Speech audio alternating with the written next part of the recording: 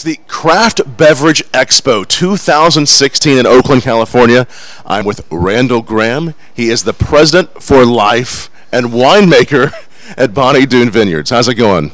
Very well, thank you. Good, good. It's good to have you here at the Expo. Today you're speaking about craft winemaking. Right, and I think I'm talking about these sort of very metaphysical subjects like relationships, which is kind of ironic, being someone who's so emotionally retarded. But they asked me, what can I say? How did this? How did Bonny Doon come about for you? How did this all start? Oh, in short, it was an obsession with Pinot Noir. I was obsessed with Pinot Noir, and mercifully for me, I was thwarted at every turn. So I discovered other varieties, other more interesting, more appropriate varieties, to wit, Rhone grapes. So I've been working with Rhone grapes last 30 some odd years, and it's been a matter of intermittent positive reinforcement. In other words, it's worked most of the time. It's really a great wine that has grown over the years. You started it in what year was it? 1981 was the first year. And at what point did you know that it was really growing and that you the things had really started happening?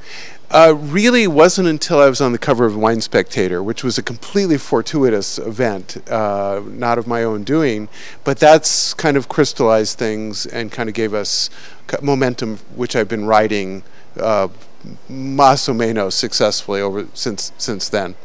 And as you look at the Craft Beverage Expo and what it does to bring together craft wineries, meaderies, cider, all the categories, what are your thoughts on what's happening in the industry for craft right now?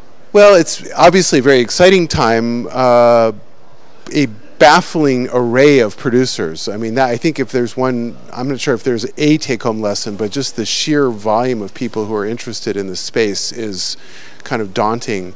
So I think steady as she goes. I think the point is it's not for the weak of heart. You have to be very committed to what you're trying to achieve and have a product that's absolutely distinctive. Was this for your first vineyard when you started Bonny Doon? Yeah, in other words, yeah, I lucked out. This was my one and only gig in life. And as you started it, how did you find how you should become distinct? I mean, how did you discover that?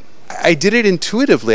There was no rule book, and I just followed. I used the tools that I had, which were somewhat limited, but I used what I had. I used humor. I used the ability to communicate, imagination, and humor. I was maybe among the very first people who actually thought, you could actually make wine labels funny, amusing, engaging, distinctive, and that instead of so sober. And that was a very radical idea, which kind of has worked out. We really enjoy your wines. We're so glad you're here at Craft Beverage Expo 2016, and we'll try to come up and visit you sometime at your vineyards. My pleasure. Thanks so much. Sure. Cheers. All right, cheers.